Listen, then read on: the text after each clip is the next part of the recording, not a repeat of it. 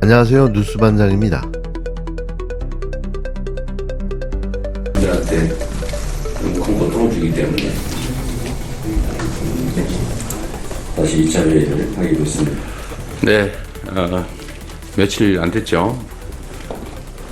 우리 유 장관님 잘 계셨죠?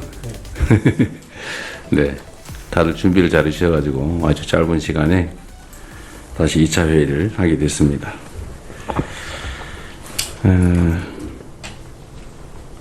지금 오늘은 그 점을 하나 챙겨봐야겠는데, 여기서 최근에 물가가 엄청나게 많이 올랐다고 그러더라고요.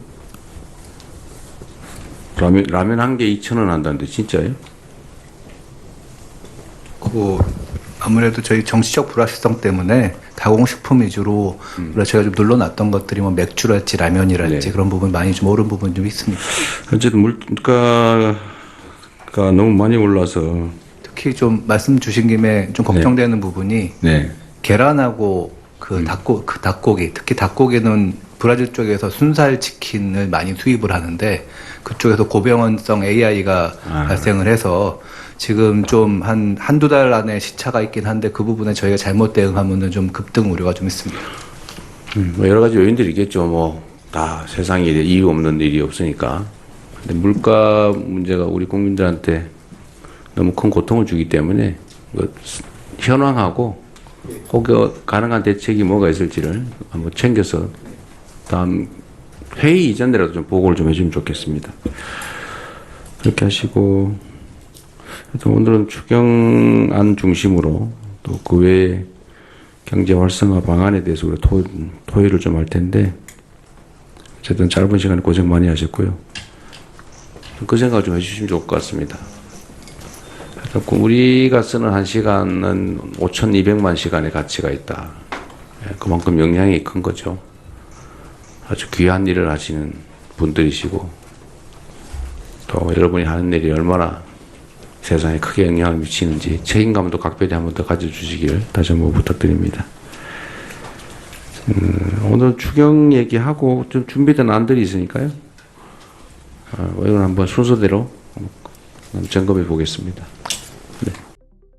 물가를 잡아야 민심이 돌아오는 건데요. 민생을 챙겨야 국정이 제대로 굴러갑니다. 이 단순한 진리를 윤석열 정권은 단 한 번도 이해하지 못했는데요. 불과 취임 엿새 만에 이재명 대통령은 정반대의 국정 철학을 행동으로 증명하고 있습니다.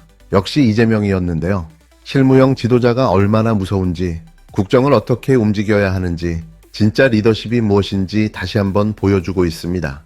9일 두 번째 열린 비상경제점검회의에서 이재명 대통령은 라면값부터 짚었는데요. 라면 한 개에 2,000원 한다는데 진짜냐는 이 한마디는 단순한 물가 지적이 아니었습니다. 이재명 대통령은 민생경제의 상징을 정확히 짚어낸 건데요. 서민의 식탁이 얼마나 위협받고 있는지를 집요하게 드러낸 겁니다. 그냥 라면값 이야기로 끝난 문제가 아니었는데요. 앞으로 실무자들 설명을 직접 듣겠다며 다음 회의부터는 과장급 실무자까지 모두 회의에 참석시키라고 장차관들에게 지시했습니다. 순간 이들의 두 눈 속 동공이 지진을 일으켰는데요. 감당이 안 되는 거죠. 그동안 실무를 몰라도 아무 문제 없었던 고위 관료들, 이젠 다르다는 겁니다. 이재명 대통령 앞에서는 그 어떤 변명도 어떤 핑계도 통하지 않는다는 걸 모두가 깨달았을 텐데요. 회의장에 앉아있던 공직자들은 속으로는 어디론가 도망가고 싶었을 겁니다. 이재명은 그런 리더인데요. 일머리로 사람을 압도하는 인물, 정치적 구호가 아니라 구체적 실행으로 실적을 만들어내는 대통령입니다. 회의의 방점은 두 가지였는데요. 하나는 서민 물가 안정, 다른 하나는 신속한 추가 경정 계산 편성이었습니다. 윤석열 정권이 무능과 무대책으로 시간을 허비할 때 이재명 대통령은 취임 엿새 만에 벌써 두 번째로 비상경제회의를 직접 주재하며 민생을 챙기고 있는데요. 보여주기식 회의가 아니라 실행 중심 국정 운영이 본격 가동된 겁니다. 우리가 쓰는 1시간은 5,200만 시간의 가치가 있다는 이재명 대통령의 발언은 공직자들에게 던지는 분명한 경고였는데요. 국민 한 명 한 명의 시간을 아끼겠다는 그 각오가 공직사회의 기강을 바꾸고 있는 겁니다. 공직기강은 구호로 다잡는 게 아니라 움직이고 챙기고 책임을 묻는 리더의 실행력으로 세워지는 건데요. 그걸 제대로 보여주고 있는 겁니다. 이재명 대통령은 또 하나의 큰 결단을 내렸는데요.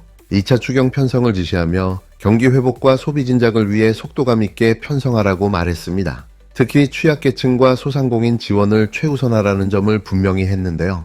관료주의의 눈치를 보며 우물쭈물하던 윤석열 정권과는 전혀 다른 모습입니다.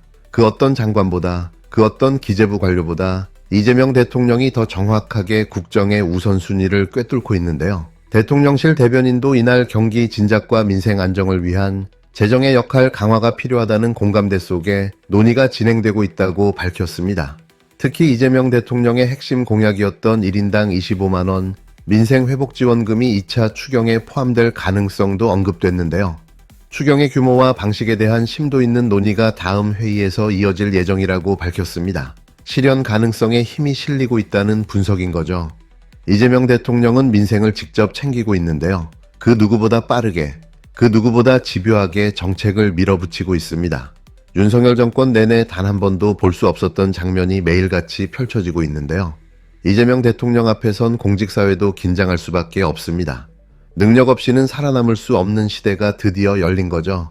결국 지도자는 달라야 하는데요. 앉아만 있는 대통령, 남 탓하는 대통령, 측근 감싸기에만 몰두했던 대통령 시대는 끝났습니다. 이제는 움직이는 대통령, 문제를 짚는 대통령, 책임을 묻는 대통령이 국정을 이끌고 있는 건데요. 그 이름이 바로 이재명입니다. 국민이 원했던 대통령, 국가가 기다렸던 리더, 실무 중심 리더십으로 새로운 국정의 기준을 세우고 있는 이재명 대통령을 전폭 지지하며 더욱 힘있는 개혁 드라이브를 응원합니다. 지금 용산 사무실로 왔는데 꼭 무덤 같습니다. 아무도 없어요. 필기도구 제공해줄 직원도 없군요. 컴퓨터도 없고 프린터도 없고 황당무계합니다. 대통령실에 들어서자마자 이재명 대통령이 남긴 말이 전국을 충격에 빠뜨렸습니다. 무덤 같습니다. 아무도 없어요. 필기도구 제공해줄 직원도 없군요. 취임 첫날 이 한마디에 윤석열 정권의 실체가 고스란히 드러났는데요. 새 정부가 국정을 이어받아야 할 대통령실에는 인수인계는커녕 사람 그림자조차 보이지 않았던 겁니다. 이재명 대통령은 공식적으로 인수위원회를 두지 않은 만큼 대통령실에서의 직접적인 인수인계가 더욱 중요했는데요. 그런데도 관련 자료도 담당자도 단 하나도 남아있지 않았습니다. 알고 보니 이 황당한 사태의 배후에는 정진석 전 비서실장과 윤재순 전 총무비서관이 있었던 것으로 드러났는데요. 당시 대통령실에 파견돼 있던 한 공무원은 정진석이 주재한 회의에서 모든 공무원들에게 6월 4일까지 원소속 부처로 복귀하라는 지시가 내려졌다고 밝힌 겁니다. 이는 역대 어느 정권에서도 볼 수 없었던 초유의 사태였는데요.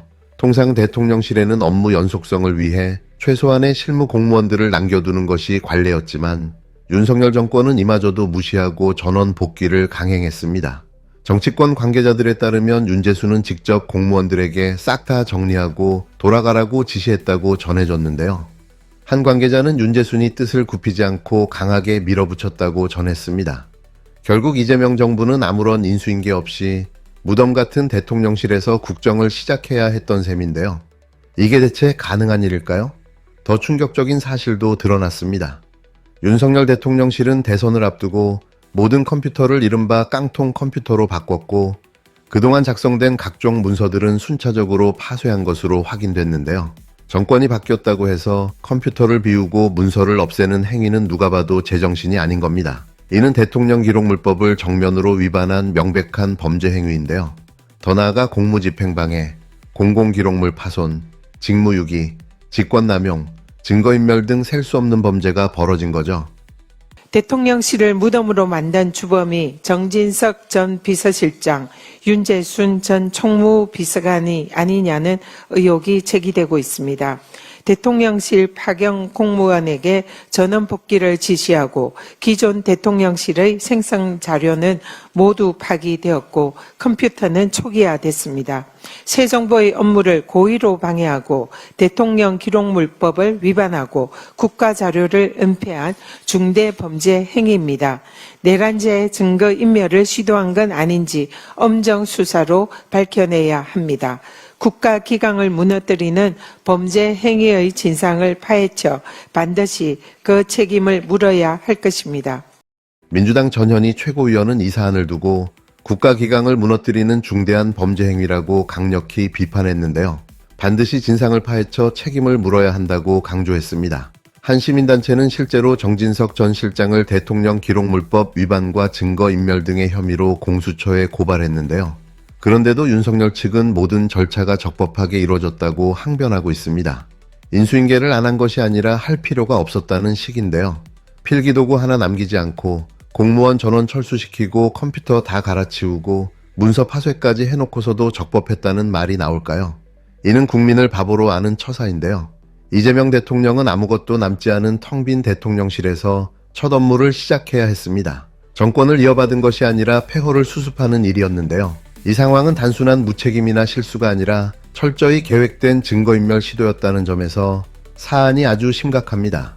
국정의 연속성과 기록 보존이라는 국가 시스템 자체를 붕괴시킨 실로 충격적인 국정농단인 거죠. 윤석열 정권은 마지막 순간까지 국정을 내동댕이 쳐버렸는데요. 대한민국이라는 공동체에 대한 최소한의 책임조차 져버렸습니다. 퇴임이 아니라 도주였는데요. 인수인계를 없앤 것이 아니라 국가의 기억을 없앤 겁니다. 무덤 같은 대통령실은 단지 상징이 아니라 현실이었는데요. 이 모든 사태에 대해 반드시 진상규명과 형사처벌이 뒤따라야 합니다. 그것이 무너진 국가의 기강을 바로 세우는 최소한의 첫걸음입니다.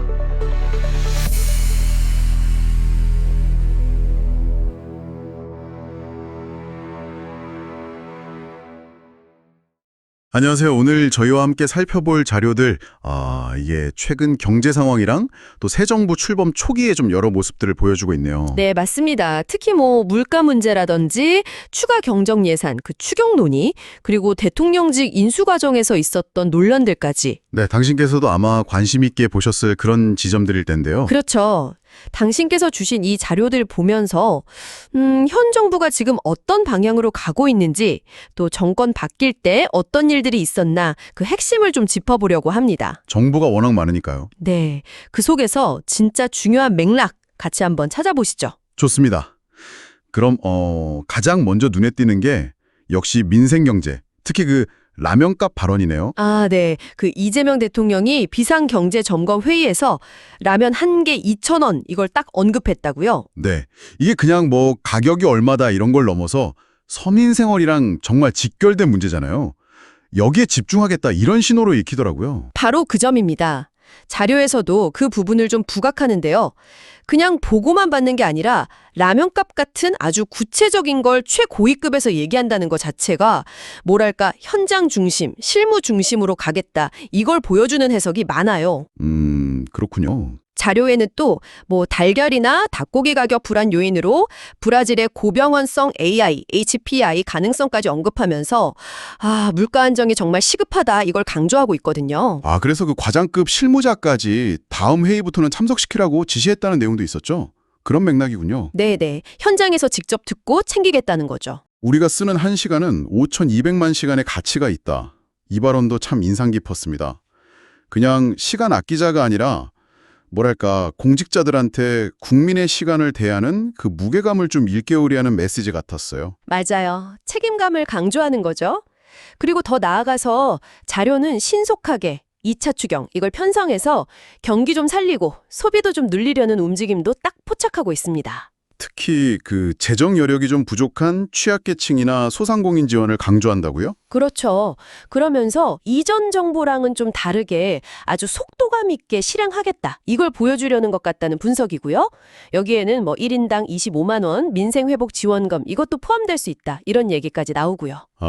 네, 이게 바로 자료가 분석하는 현 정부의 실행 중심 국정 운영 그 모습 중 하나라는 거죠. 그런데 이렇게 민생경제 챙기겠다 이런 모습과는 좀 다르게 정권 출범 첫날 풍경은 자료를 보니까 상당히 어수선했던 모양이에요. 네, 그 얘기요. 이 대통령이 대통령실을 두고 무덤 같다 이렇게 표현했다는데 자료에는 당시 상황이 어떻게 좀 구체적으로 나와 있나요? 자료에 따르면요.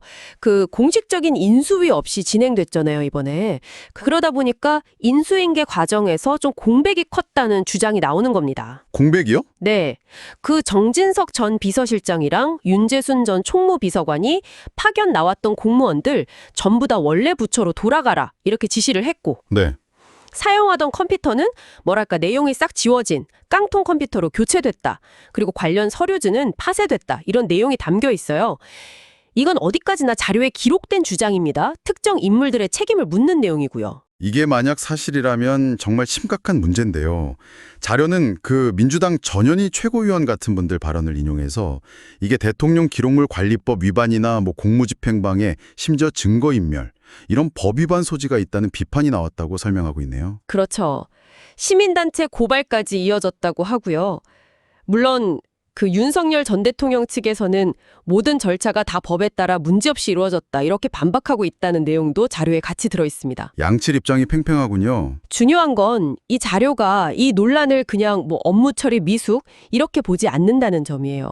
오히려 계획적인 증거인멸 시도 아니면 혹은 국정농단 가능성까지 제기하면서 이게 국가 운영의 연속성이나 기록관리 시스템 자체를 위협할 수 있는 아주 중대한 문제다 이렇게 규정하고 있거든요. 와, 무게감이 다르네요. 그래서 자료는 이 사건에 대해서 명확하게 진상을 밝히고 책임 소재를 가려야 한다. 이렇게 좀 강력하게 주장하고 있습니다. 오늘 이렇게 들여다본 자료들이 참 현 정부의 그 민생 문제 해결 의지, 또 실무 중시 스타일, 이거 하고 또 동시에 정권 바뀔 때 있었던 그 기록물 인수인계 논란, 이 두 가지가 너무 다른 모습이라 대비가 되네요. 그렇죠. 라면값 걱정하는 모습이랑 또 무덤 같았다는 대통령실의 모습. 정말 극명한 대조죠. 네. 그래서 이 자료들을 보면서 우리가 좀 중요한 질문 앞에 서게 되는 것 같아요. 정치적인 견해 이런 걸 떠나서 국가 시스템이라는 게 안정적으로 계속 이어지려면 어떻게 해야 할까? 그렇죠. 또 다음 정부로 정보나 기록 같은 걸 넘겨줄 때 왜 그게 투명하고 체계적으로 이루어져야 하는지 그 근본적인 이유에 대해서 당신께서도 한번 깊이 생각해 보실 만한 지점인 것 같습니다. 네. 이게 그냥 지나간 일이다 이게 아니라 앞으로 더 나은 국정 운영 시스템을 만들어 가려면 우리가 계속해서 고민해야 할 그런 숙제일 수 있겠습니다.